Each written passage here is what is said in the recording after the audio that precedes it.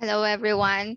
So for this video, we'll put our focus more on the PDCA cycle and the beginning or an overview rather of the practical problem solving.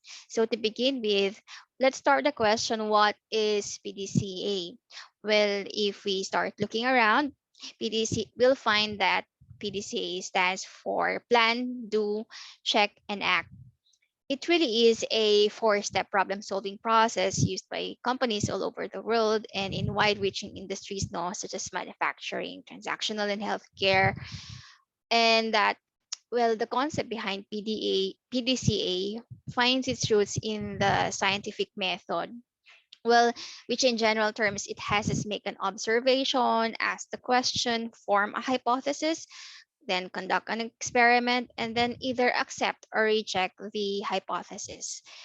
The PDCA cycle was actually originated by pioneer statistician Walter Schubert, who developed statistical process control at the Bell Laboratories during the 1930s.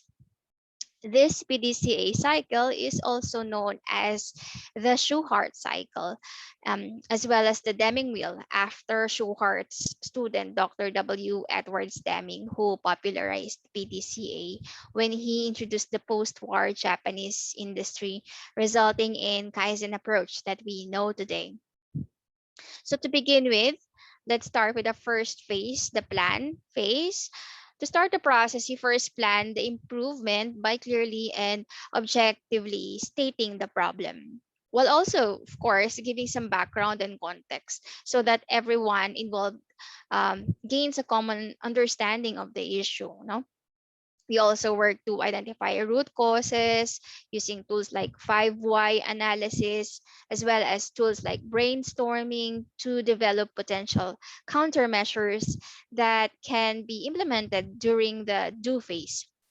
Another key aspect of the plan phase is to identify what our target condition is while developing an actual plan, detailing at a minimum who will do the action, what the action is, and when it will be done.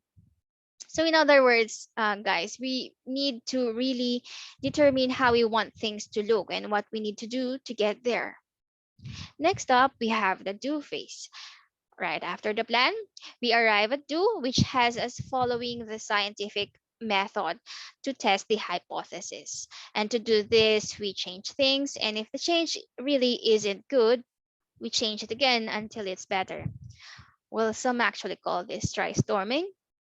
Now, an important point to remember during this phase is rather than waiting for one perfect solution, we should try many small things that can be done quickly. And finally, during the do phase, we want to gather data based on direct observation of the experiment. In other words, we must go to the gemba, or basically the place where the work is done, in order to see what's actually happening with our own eyes. And then we go to the check phase. And this is something sometimes called as a study. During this phase, it's time to face the facts while reflecting carefully on what worked well and what didn't work with the experiment. No? In each case, guys, we want to ask why until there is a clear understanding of what was effective and what wasn't. And then also during this phase, we need to practice something called hansei, and it's often translated as reflection, no? Or even repentance. In other words, practicing Hansei provides us the opportunity to truly reflect on what went right and, well, more importantly, what went wrong, allowing us thereby to learn and adapt to these issues. And then next phase, we have the act. This is the fourth phase, and sometimes referred to as adjust, which has us working to understand why things might not have turned out like we thought they would, as well as what changes to make after, as we prepare to turn the PDCA cycle once again. So you see, this horizontal deploying or copying of ideas that have worked throughout the organization is often referred to as Yokoten. And it's a key aspect of the way companies like Toyota work. Now we go to the next slide. practical problem solving. Well, we begin this topic first by asking the question, what is a problem? What's the problem? A problem can be defined as any deviation from the standard. It can also be defined as a gap between actual and desired conditions, no? And finally, a problem can be defined as an field customer need. So if we take it a bit further, let's put some examples to it. So first, when the standard is not achieved. In other words, if our target is 100% on-time delivery, and then we experience a month of 75% on-time delivery. So on that note, our actual performance doesn't really meet the standard. And then the second type of problem occurs when the standard, say, is achieved, but a higher standard is now required. So staying with our on-time delivery example. So if we're currently performing at 100% on-time delivery at a quoted lead time of 2 weeks, our customers may very well ask us to reduce our lead time to 1 week while still maintaining the 100% on-time delivery. And then finally, we have the third type of problem, which occurs when our performance to the standard varies, meaning it's not consistently achieved. Now, this is actually a form of mura or unevenness. And then we go to the next question, why practical problem solving? Well, first of all, practical problem solving enables organizations to really have a common understanding and definition of what a problem actually is, which in turn creates a fast and urgent initial response. And then next we have a standard problem solving approach removes time lost in debate and discussion. So, in other words, guys, organizations are able to focus their valuable time and energy on things that actually matter, no? Such as solving problems. And then finally, thorough planning, root cause analysis, and the implementation of mistake proofing techniques ensures problems don't reoccur, since really there's nothing more disappointing than to see a problem appear again a few months or probably a few weeks after it was thought to be solved. Okay. And then we go next to the problem solving approaches. Well, first off, depending on the problem at hand, many companies utilize one of the simplest problem solving methodologies available today, known as just do it.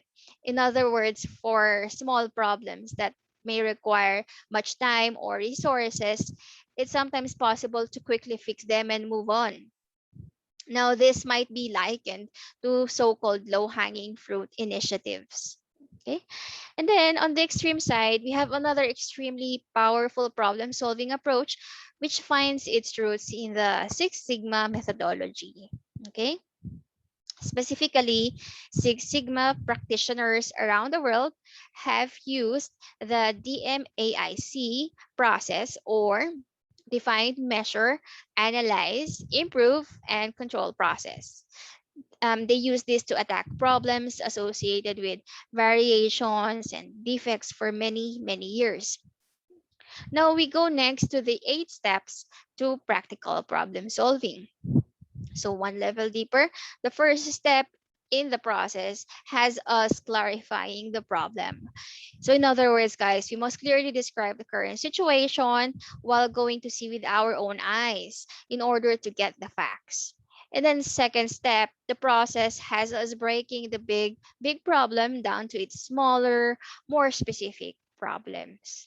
And then next, once we've scoped the problem, it's time to set a target that we will achieve. Okay. Then step 4, it has us analyzing the root cause.